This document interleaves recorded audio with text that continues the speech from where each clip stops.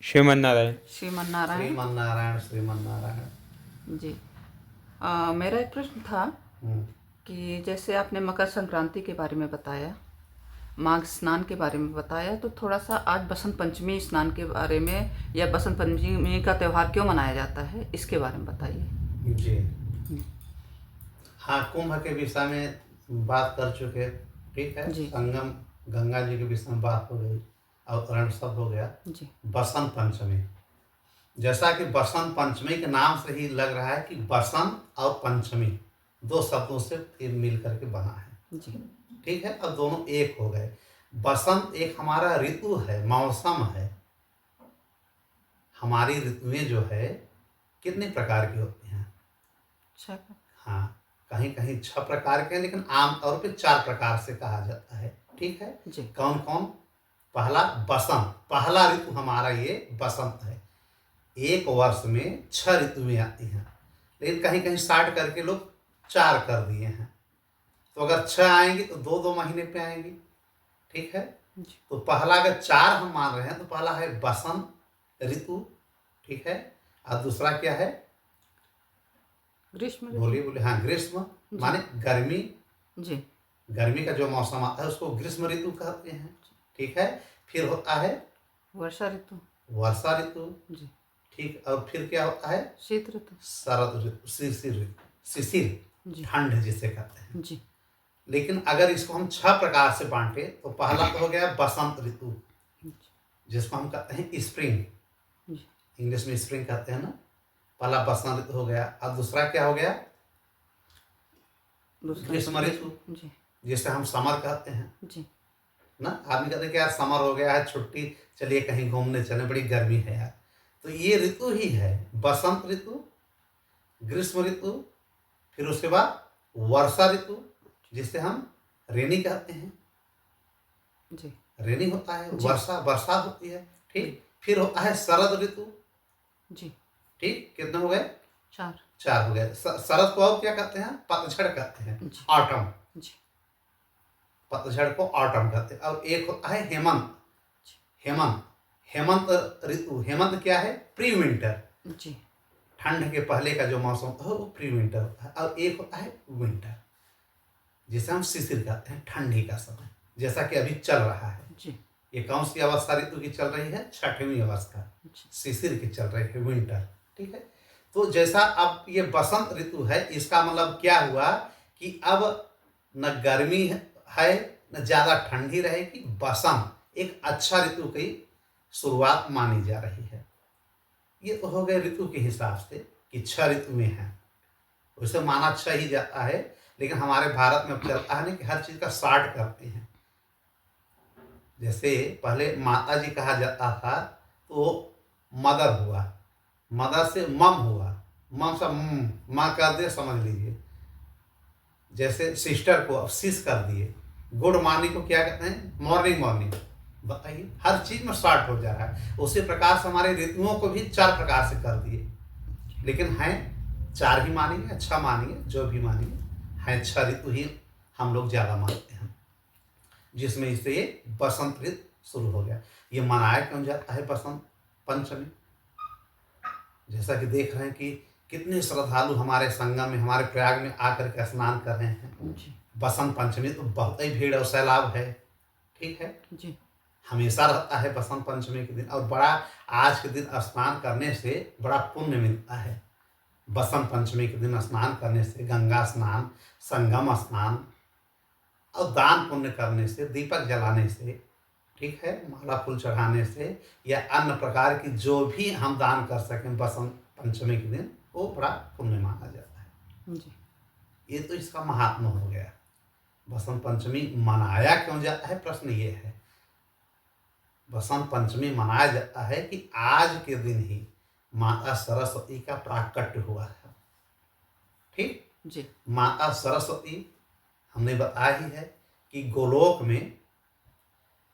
में इनका प्राकट्य श्री कृष्ण के मुख से हुआ था। जी। सृष्टि के पहले, सृष्टि का तो निर्माण हमारे ब्रह्मा जी ने किया, परम पिता जी ने किया, लेकिन उनके भी जो पिता हैं, सारी सृष्टि की रचना समस्त मेन मुख्य मुख्य देवताओं की रचना संरचना होती है गोलोक धाम में। ठीक है, जो सबसे सर्वोच्च शिखर पे है, पहला ऐसा धाम है जो सबसे ऊपर है। जी इस पे कई बार चर्चा हुआ है। तो बसंत पंचमी मनाया जाता है माता सरस्वती के प्राकट उद्गम की वजह से। कि आज जो बसंत पंचमी है, इस दिन माता सरस्वती हाथ में बीड़ा लिए हुए, एक हाथ में पुस्तक लिए हुए श्री कृष्ण भगवान के मुख से प्रकट होती हैं। और प्रथम बार भगवान श्री कृष्ण की, नारायण भगवान की अगर कोई स्तुति करता है बीड़ा से, तो करती है माता सरस्वती। तो माता सरस्वती को आज के दिन श्री कृष्ण ने प्रसन्न होकर के, जब वो उत्पन्न होती हैं, इनकी खूब स्तुति करती हैं। ठीक है, श्री कृष्ण भगवान की कि आप ही सृष्टि के, आप ही समस्त ब्रह्मांड के एक अकेले नायक हैं, हम लोग आपकी कला के कला अंश हैं। तमाम प्रकार की जब स्तुति करती हैं तो भगवान प्रसन्न होते हैं। अब इनको अधिष्ठात्री देवी बना देते हैं ज्ञान का, बुद्धि का, कवित्व का और संगीत का। विद्या देवी भी इनको कहा जाता है, वीणा वादनी भी कहा जाता है सरस्वती माँ को, संगीत की देवी भी कहा जाता है ना जी। तो इन्हीं के उपलक्ष्य में बसंत पंचमी मनाया जाता है। ठीक जी। बसंत पंचमी का एक नाम हो गया बसंत पंचमी, एक हो गया बसंत उत्सव माने बसंत का उत्सव, और एक हो गया कि बसंत ऋतु शुरू हो गई जी। तो बसंत ऋतु पर्व हो गया। 3 नाम हो गए। जी। एक हो गया सरस्वती की, चूंकि आज मतलब बसंत पंचमी के दिन पूजा हो रही है तो सरस्वती पूजा पर्व कहा जाता है इसी बसंत पंचमी को। जी। ठीक है, ये माघ मास में ही लगता है। जी। माघ मास के समय ही बसंत पंचमी का त्योहार हमारा ये सनातन का एक प्रमुख त्योहार है, आस्था का एक सैलाब है, हिंदू का एक प्रमुख ये धर्म त्योहार है। ठीक है, जिसमें पवित्र होने के लिए, स्वर्ग जाने के लिए, तमाम प्रकार की धर्म से जुड़ी हुई चीज़ों, अध्यात्म को जोड़ते हुए ये बसंत पंचमी हमको इंडिकेट करती है। बसंत पंचमी के दिन जो है क्या होता है, इसे बसंत ऋतु पर्व भी कहते हैं। जी। होता क्या है, माँ सरस्वती की पूजा। जो लेखक हैं, जो कवि हैं, जो सत्संगी हैं, ठीक है, जो ज्ञान की अर्चना करते हैं, ज्ञान की चाहत रखते हैं, वो भी माँ सरस्वती का पूजन करते हैं। और जो हमारे स्टूडेंट हैं, जो विद्यार्थी लाइफ में हैं, वो अपनी पुस्तक को रख करके उनके चरणों में प्रार्थना करते हैं, पूजा करते हैं बसंत पंचमी के दिन। ठीक है जी। तो बसंत पंचमी का प्रमुख त्योहार मनाया जाता है माँ सरस्वती के जीवन के प्राकट्य के लिए, उनको प्रसन्न करने के लिए। और स्नान में इसका विशेष महत्व है कि आज के दिन अगर बसंत पंचमी की हम स्नान करते हैं तो सरस्वती माँ को तो प्रसन्न ही करेंगे। तमाम प्रकार के जो स्वर्ग के दरवाजे खुले होते हैं, जैसा हमारे शास्त्रों में कहा गया है, तो लोगों को जो अधर्मी हैं, जो पापी हैं, काफ़ी हद तक उनका पाप कट भी जाता है। और आज के दिन माता सरस्वती उनको खुले मन से वरदान देती हैं। क्यों? क्योंकि आज के दिन ही वो प्रकट हुई हैं, आज के दिन ही श्री कृष्ण भगवान के द्वारा उनको वरदान मिला है, तो वो भी खुले हाथों से वरदान बांटती हैं। जी। ठीक है, सरस्वती माँ। जी। और बसंत पंचमी क्यों मनाया जाता है, उसका एक कारण और है कि बसंत पंचमी के ही दिन हमारे भोलेनाथ का, भगवान शिव का तिलक हुआ है। तिलक समझ रहे हैं ना, शादी के पहले जो रस्म निभाई जाती है, तिलक पर अच्छा है। तो तिलक आज के दिन बसंत पंचमी के खूब धूमधाम से देवताओं ने मनाया था, रस्म निभाया था। पार्वती माँ से शादी जब हो रही थी, ठीक है जी। कैसे कैसे तो इनकी शादी हुई, शादी ये नहीं कर रहे थे जी। फिर नारायण भगवान आते हैं, समस्त देवता जाते हैं उनके पास कि यार प्रभु अब आप ही कुछ करिए, हम लोगों की सुन नहीं रहे हैं, समाधि से निकल नहीं रहे। तो नारायण भगवान आते हैं ना, उनके आने पर ये उनकी बात सुन लेते हैं कि हम शादी करने के लिए तैयार हैं। फिर हिमालय की पुत्री जो मैना की होती हैं पार्वती से इनकी रस्म को ब्रह्मा जी तय करते हैं। पार्वती के गुरु नारद जी रहते हैं। जी। पार्वती के गुरु कौन है? पार्वती माँ के गुरु नारद जी हैं। अब नारद के गुरु कौन है? भोलेनाथ। देखिए, तो नारद जी जाके उनको कहते हैं हिमालय से कि इनकी शादी उन्हीं से करिए। कैसे कैसे मनाया जाता है हिमालय? मैना सोचते हैं कि भैया ये भभूति वाले दिगंबर आदमी कैसे इनसे हम शादी करें? तो नारद जी समझाते हैं कि ये कौन है? स्वयंभू हैं, प्रलय के देव, देवों के देव, महादेव हैं, कालों के काल हैं। अब इनकी शादी जगदम्बा से ही होगी। तो नारद जी बताते हैं ना कि पूर्व जन्म में पार्वती जी क्या थी? सती थी, दक्ष पुत्री। और वही सती जब अपने पिता की यज्ञ में, ठीक है, तपोबल से अपने शरीर को त्याग दिया है, वही अब आकर के उमा बनी है, वही अब पार्वती बनी है। पार्वती नाम क्यों रखा? चूंकि पर्वत राज की बेटी है, इसलिए इनका नाम पार्वती पड़ा है। जी। तो नारद जी के कहने पे, उधर नारायण जी के कहने पे, अब ब्रह्मा जी जाके इधर भी समझाते हैं, उधर भी समझाते हैं, और एक रस्म फिर अदायगी होती है आज के बसंत पंचमी के दिन। तब इनका तिलक होता है कि क्या मिल रहा है, क्या कैसे, जैसे चलता है तिलक। तो बसंत पंचमी एक पर्व इस रूप में मनाया जाता है। अच्छा, तिलक हमारे महादेव का बसंत पंचमी के दिन हुई और शादी हुई महाशिवरात्रि पर। वही प्रथा आज भी हम लोगों में चलाता है जी। अगर लड़की देखेंगे शादी विवाह होगा तो सबसे पहले क्या होता है? रस्म निभाने की प्रथा तिलक के रूप में। वो परंपरा बताइए प्राचीन काल से, अनंत काल से, सनातन काल से चली आ रही है, भगवान के समय से चली आ रही है। तो बसंत पंचमी एक इसलिए भी मनाया जाता है, ठीक है जी। तो अब जैसे कहीं कहीं ऐसी बातें आई हैं, जैसा कि आपने भी सुना होगा कि लोग कहते हैं कि सरस्वती ब्रह्मा जी की बेटी थी। जी। कुछ लोग हमसे प्रश्न कर रहे हैं, तो हम सोच रहे हैं कि इसी में उसको भी हम बता दें जी। कि ब्रह्मा जी की बेटी है ये। जी। अब ब्रह्मा जी ने अपनी बेटी से ही शादी कर लिया, ये गलत किया, लोगों का कहना है। जी। तो उसको अब हम खंडन कर रहे हैं, समझा रहे हैं कि नहीं भैया ऐसा नहीं है। जी। जी। सरस्वती जो है कृष्ण जी के द्वारा प्रकट हुई हैं, और सरस्वती पूर्ण रूप से नारायण की पत्नी है। जी। एक बार नारायण भगवान इनसे नाराज होकर के इनको कह दिए कि जाओ तुम ब्रह्मा की आदि रूप से पत्नी बन जाओ।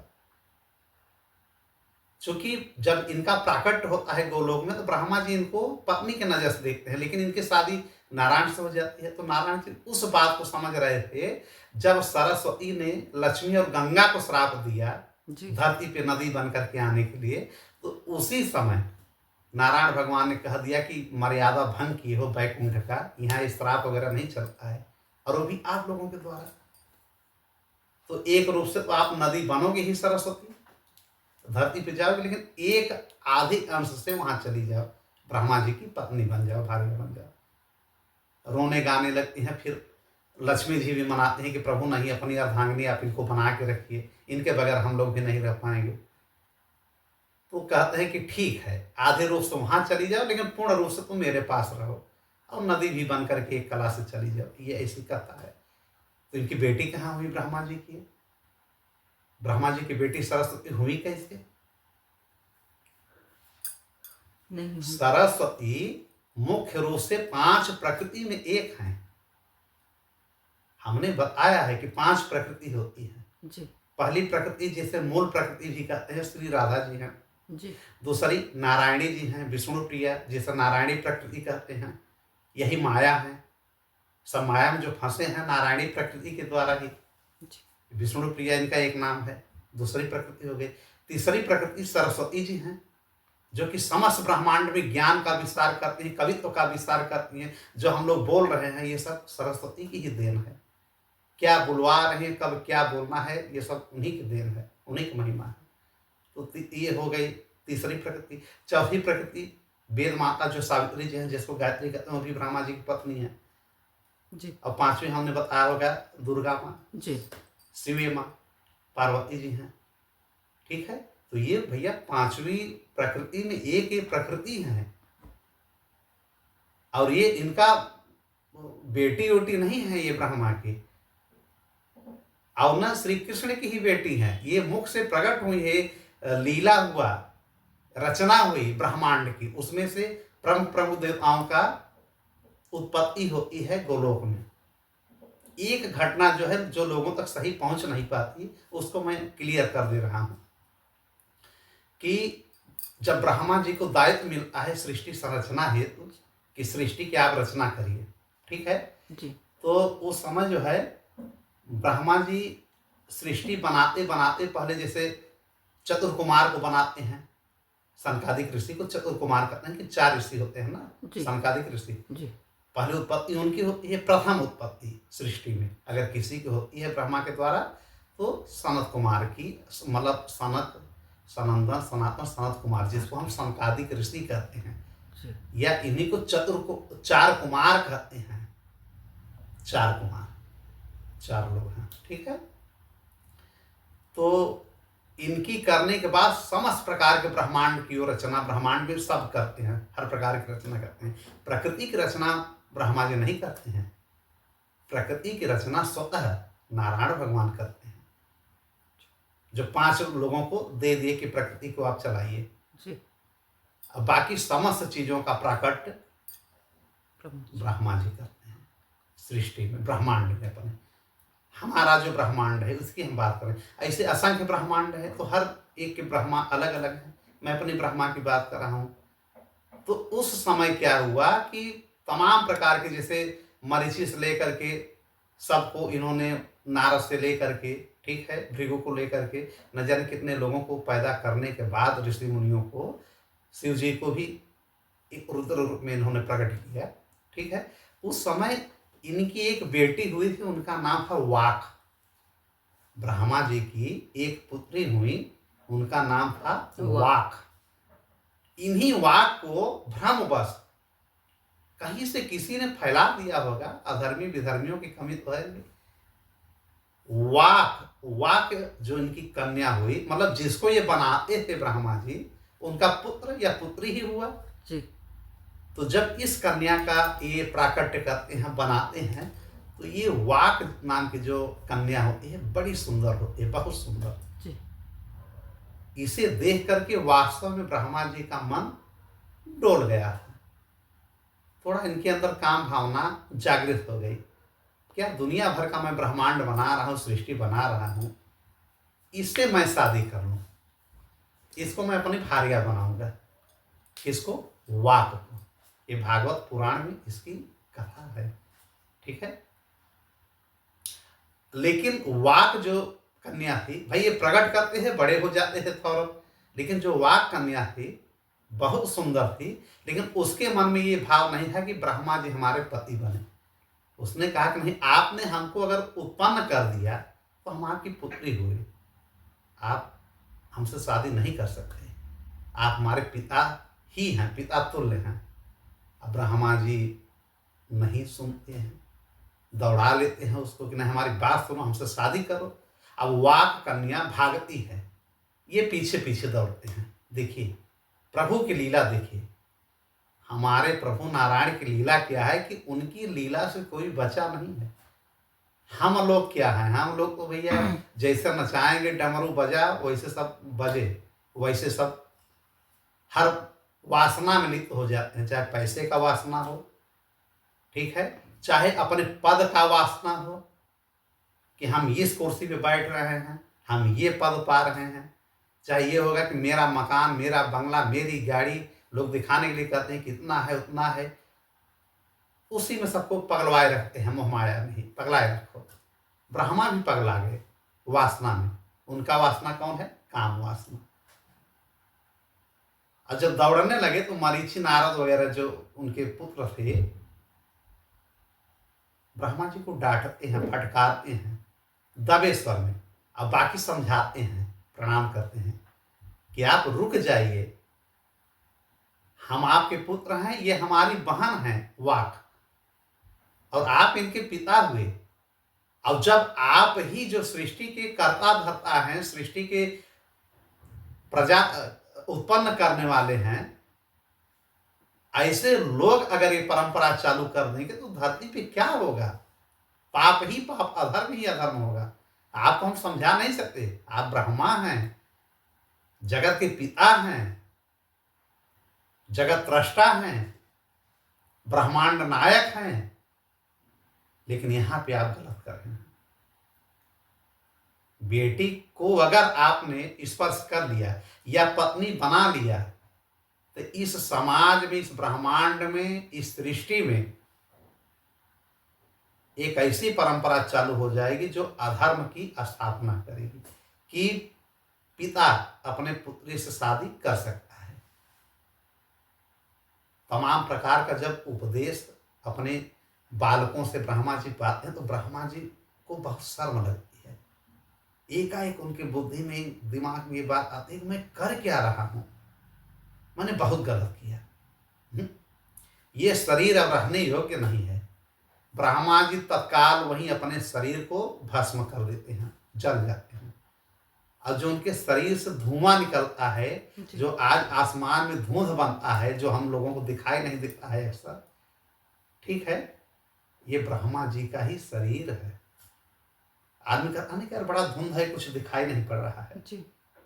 ये धुंध क्या है?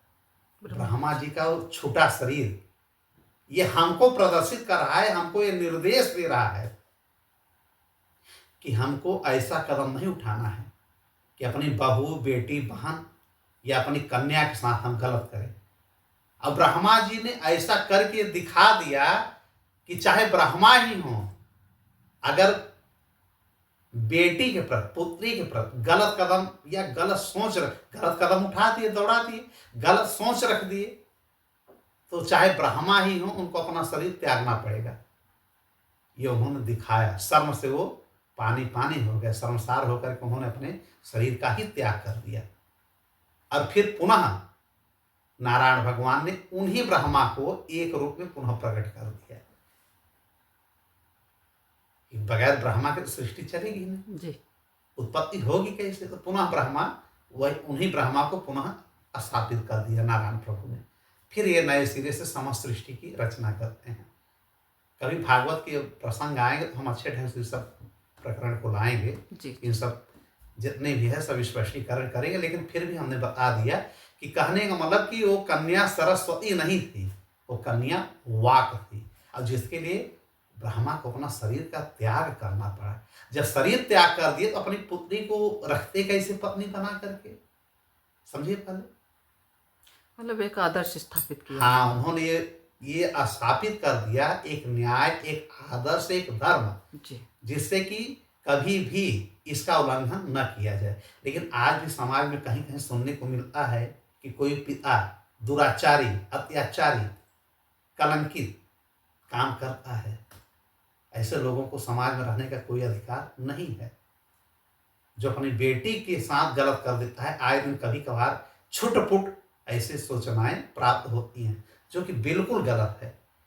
ऐसे लोगों को, अधर्मियों को जीने का कोई अधिकार नहीं है। जब ब्रह्मा जी खुद नहीं जिए तो ब्रह्मा जी ने ये करके साबित कर दिया कि ये बहुत ही गलत है, ये अधर्म है। अधर्म की श्रेणी में, पाप की श्रेणी में ये उन्होंने रखा। अपने शरीर को त्याग करके पुनः ब्रह्मा ने एक ब्रह्मांड की सृष्टि की रचना की और स्वतः धुंध बन गया। एक कथा इस प्रकार की है, न कि सरस्वती की है। ठीक है, तो हम सरस्वती पे थोड़ा फिर आ जाए कि सरस्वती जैसे बसंत पंचमी है तो इनकी खूब पूजा करनी चाहिए, खूब अर्चना करनी चाहिए, पीला वस्त्र पहनना चाहिए बसंत पंचमी के दिन। जी। ठीक है, पीला वस्त्र पहन करके जो है सरस्वती माँ की अगर हम पूजा करेंगे तो सरस्वती माँ विशेष तौर पे प्रसन्न होती हैं। दान पुण्य तो भाई करना ही करना है। और अगर एक मंत्र, सरस्वती के तो कई मंत्र है, लेकिन एक ऐसा इनका बीजक मूल मंत्र है कि अगर उसको हम करें बसंत पंचमी के दिन तो ये मंत्र का उच्चारण करना ही करना चाहिए। और वैसे भी प्रतिदिन जो ज्ञान हासिल करना चाह रहे हो, जो कवित्व हासिल करना चाह रहे हो, ठीक है, जो लेखन में हो या जो भी किसी भी प्रकार की पुस्तक से या पढ़ने से संबंधित स्टूडेंट हों, छात्र हों, विद्यार्थी हों, ठीक है, गुरु हों, उनको ये मंत्र का उच्चारण प्रतिदिन करना चाहिए। जी। ओम ऐं सरस्वतये नमः। ओम ऐं सरस्वतये नमः। इस मंत्र का उच्चारण स्नान करने के बाद, पूजा के समय प्रतिदिन अगर 11 बार कर दिया जाए, इसका बहुत फल मिलता है। ठीक है।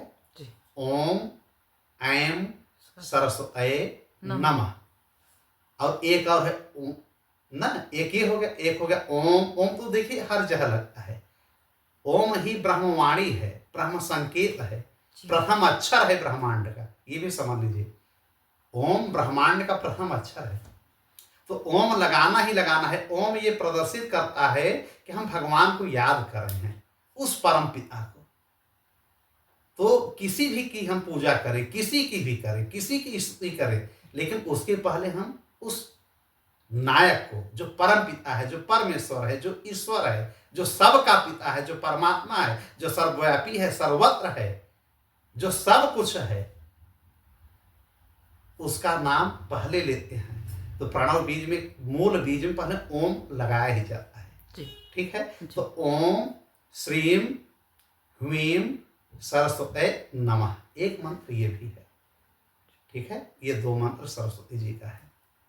ओम ऐं सरस्वती नमः एक हो गया, एक हो गया ओम ओम श्रीम ह्रीम सरस्वती नमः। ठीक है जी। ये 2 मंत्र याद रखने चाहिए, चाहे एक ही मंत्र करिए, करना चाहिए। इससे क्या होता है, बुद्धि मिलती है, विवेकशील इंसान बनता है, कुसंग से दूर हट जाता है, सत्संग में उसका ध्यान जाता है, देवी देवताओं के प्रति उसकी रुचि बढ़ती है, संगीत कला में निपुण होता है, पढ़ने में उसका मन लगता है। ठीक है। और उसकी सारी मनोकामना पूरी होती है ये करने से। जी। बुद्धि क्या होता है, निर्मल हो जाता है।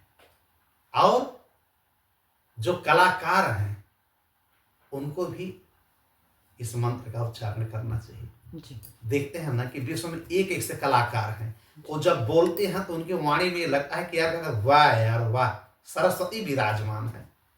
समझ रहे हैं। तो जरूरी नहीं कि उन्होंने ये मंत्र पढ़ा हो, ऐसा भी नहीं है।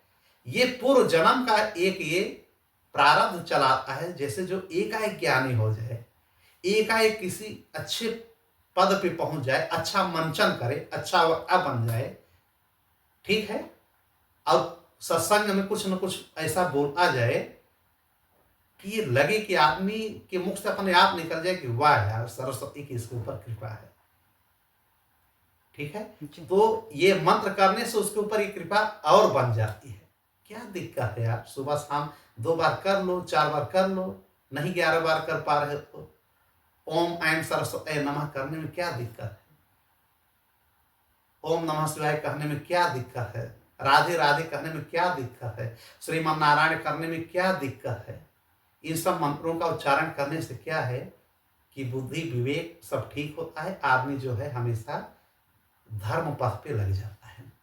उसके अंदर की जो ममत्व होता है, जो अहम होता है, जो अहंकार होता है, जो पद की गरिमा होता है कि यार मैं वहां पे गया, सम्मान नहीं मिला। न जाने कितने लोग तो ऐसे मर जाते हैं कि यार फलाने ने मुझको बुलाया, मैं इतना बड़े आदमी, मैं इतना मतलब पहुंचा हुआ आदमी, हमको सम्मान नहीं दिया, फलाने को कुर्सी दे दिया, फलाने से हंस के बात किया, हमको इग्नोर कर दिया। ये सब कुछ है नहीं, एकदम भ्रम है। इज्जत बेइज्जत कुछ नहीं होता, बस आप प्रभु के चरणों में लगिए। इज्जत बेइज्जत समाज में केवल होता है, ऊपर केवल प्रभु का नाम चलता है। तो समाज से कब तक लड़ेंगे आप? समाज आपको लड़ाता ही रहेगा जी। आप सही भी हैं तो आपको गलत साबित करता रहेगा। कहाँ कहाँ साबित करेंगे आप?